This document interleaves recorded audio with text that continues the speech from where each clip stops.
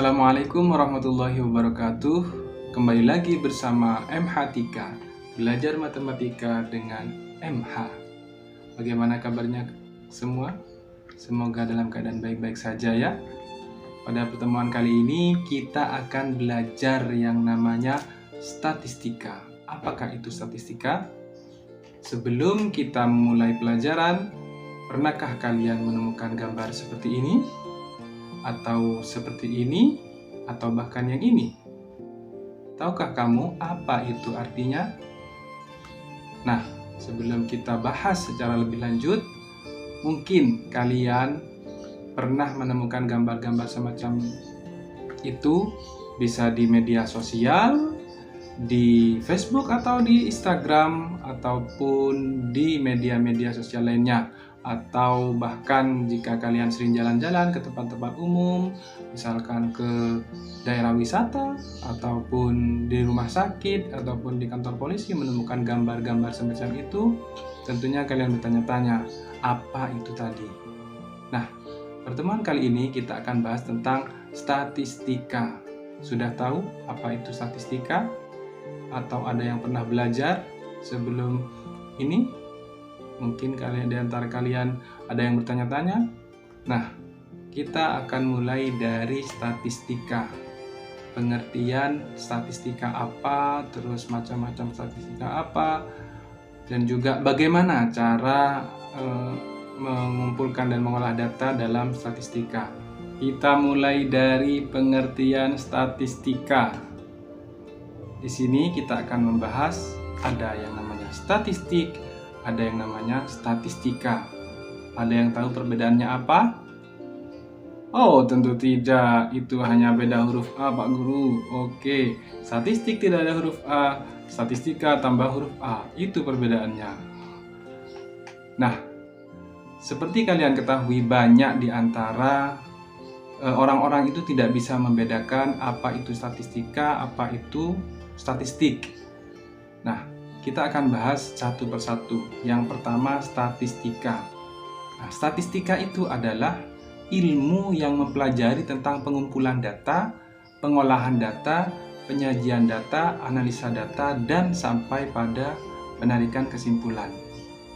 Sedangkan statistik itu adalah datanya atau informasi atau himpunan yang memuat keterangan-keterangan tentang data tersebut. Nah, dari pengertian statistika tadi, kita bisa ambil kesimpulan bahwa tahapan kegiatan statistika itu ada 5. Ada 5 ya? Ada 5 ya. Yang pertama adalah pengumpulan data, yang kedua pengolahan data, yang ketiga penyajian data, yang keempat menganalisa data, dan yang terakhir adalah kesimpulan atau melakukan interpretasi terhadap data yang kita ambil. Nah, selanjutnya dalam statistika kita akan mengenal beberapa istilah. Yang pertama, datum, data. Nah, itu ada dua hal yang berbeda. Yang pertama, datum. Apa itu datum?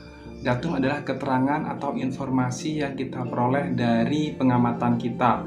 Bisa berupa angka, bisa berupa lambang, atau sifat tertentu.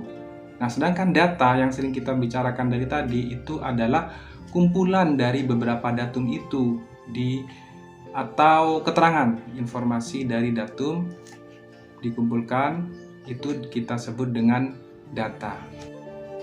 Nah, selanjutnya setelah kita mengetahui apa itu data, tentunya dalam penelitian atau statistika, data yang kita gunakan itu harus berupa data. Ada syarat-syaratnya, syarat-syarat data yang baik. Bukan hanya siswa ada yang baik dan tidak baik, data juga begitu. Ada data yang baik, ada data yang tidak baik. Nah, ada 5 syarat yang perlu dipenuhi agar data yang kita gunakan dalam statistika itu bisa diterima. Yang pertama harus objektif. Apa itu objektif? Yaitu data yang kita ambil itu harus menggambarkan keadaan yang sebenarnya. Jadi jangan mengarang kalau mengambil data ya. Kalau baik tulis baik, kalau keadaannya tidak baik, tidak baik. Kalau berhasil tulis berhasil, kalau gagal bilang saja gagal. Nah, syarat yang kedua adalah relevan. Apa itu relevan?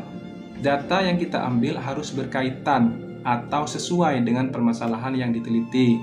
Misalkan kita ingin mengambil data tentang jenis pekerjaan orang tua, ya harus tanyanya jenis pekerjaan pada orang tua teman-teman kalian, bukan malah tanya-tanya yang lain. Yang ketiga apa? Up to date. Harus sesuai dengan perkembangan zaman. Apa data yang kita ambil yang sesuai dengan perkembangan zaman sekarang? Misalkan pada zaman sekarang lagi viral atau permasalahan yang lagi ngetren, misalkan tentang COVID. Jadi kita mengambil data tentang COVID, baik itu penderita ataupun yang sudah sembuh dari COVID. Yang keempat, reliable, atau data itu harus dapat dipercaya dan dipertanggungjawabkan. Jadi benar-benar jelas sumbernya. Misalkan kita ambil data penderita COVID dari puskesmas atau dinas kesehatan setempat.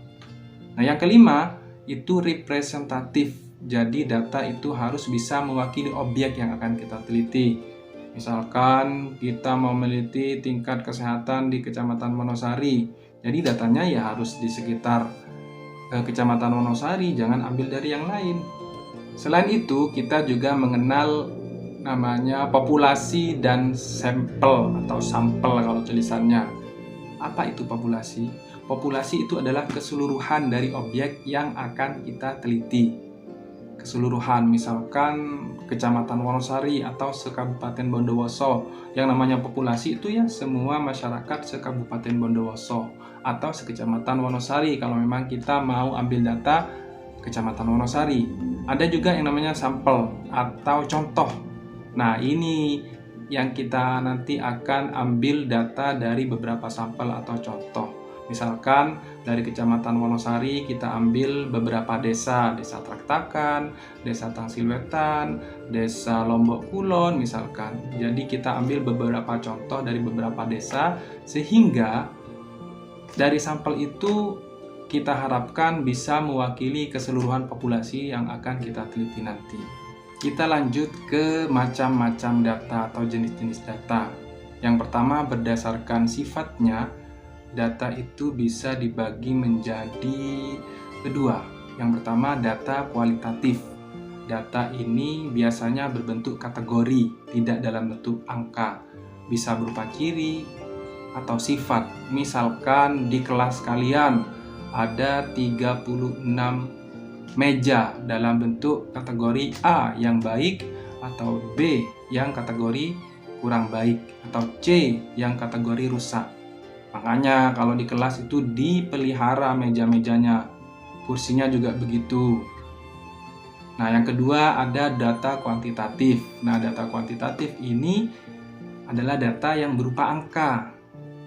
Misalkan nilai matematika di kelas kalian, atau tinggi badan, berat badan kalian, itu kan berupa angka. Itu kita golongkan sebagai data kuantitatif.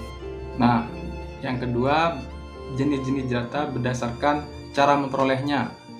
Bagaimana cara mendapatkan data itu? Yang pertama kita golongkan menjadi data diskrit. Data diskrit adalah data yang diperoleh dengan cara menghitung atau mencacah. Yang kedua adalah data kontinu, data yang diperoleh dengan cara mengukur. Apa bedanya? Misalkan kalau data diskrit, kalian akan mendata dari teman-teman kalian siapa yang tidak pakai sabuk hari ini, dihitung satu persatu. Nah, itu udah pakai sabuk satu, itu pakai sabuk 2, yang tidak pakai sabuk lagi itu dihitung, dicacah satu persatu. Sedangkan kalau data kontinu adalah data yang diperoleh dengan cara mengukur, pakai alat ukur. Misalkan berat badan, pakai timbangan. Kalau tinggi badan, pakai penggaris. Bisa juga ya, tapi agak susah.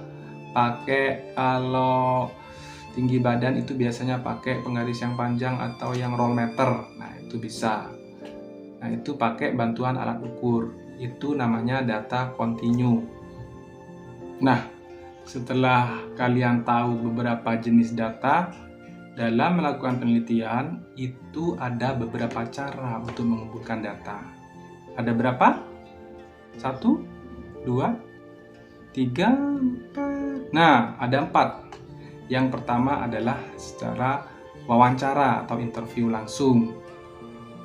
Apa itu wawancara? Kita langsung mewawancarai sumber data. Misalkan kita mau meneliti berat badan siswa, jadi bisa langsung diukur pada siswa yang akan kita teliti, atau menanyakan informasi langsung tanya ke siswanya, ke orangnya langsung.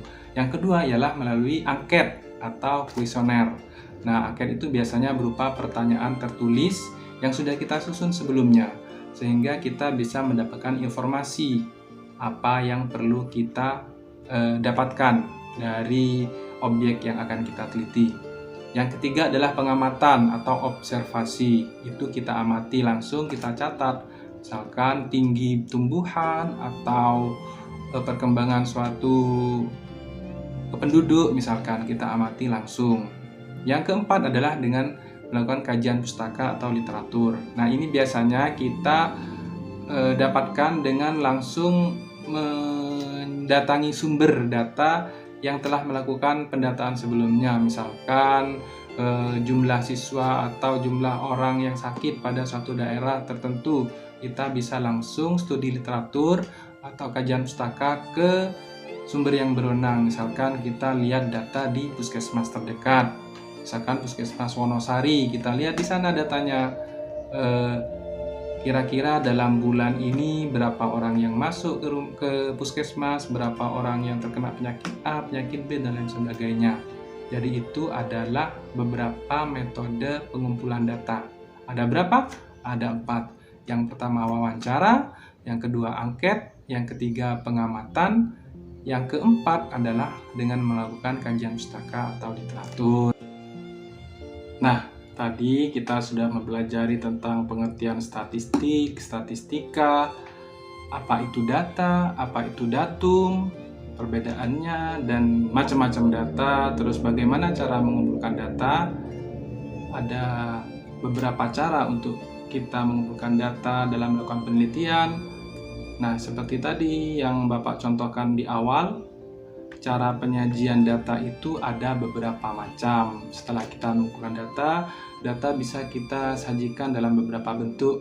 Yang pertama dalam bentuk tabel. Yang kedua dalam bentuk grafik atau diagram. Macam-macam juga, seperti diagram piktogram atau gambar. Yang kedua ada diagram batang seperti ini. Yang ketiga ada diagram garis dalam bentuk garis. Ada yang juga diagram lingkaran. Tahu lingkaran kan? Ya, kayak roda itu yang bentuknya melingkar-lingkar. Itu salah satu cara penyajian data. Nah, bagaimana cara kita mengolah data dan menyajikan data sehingga dihasilkan gambar atau diagram yang benar? Kita akan bahas pada pertemuan selanjutnya. Baiklah, pada pertemuan kali ini kita akhiri. Jangan lupa like, share, and subscribe ya. Kita ketemu lagi di pertemuan selanjutnya. Assalamualaikum warahmatullahi wabarakatuh.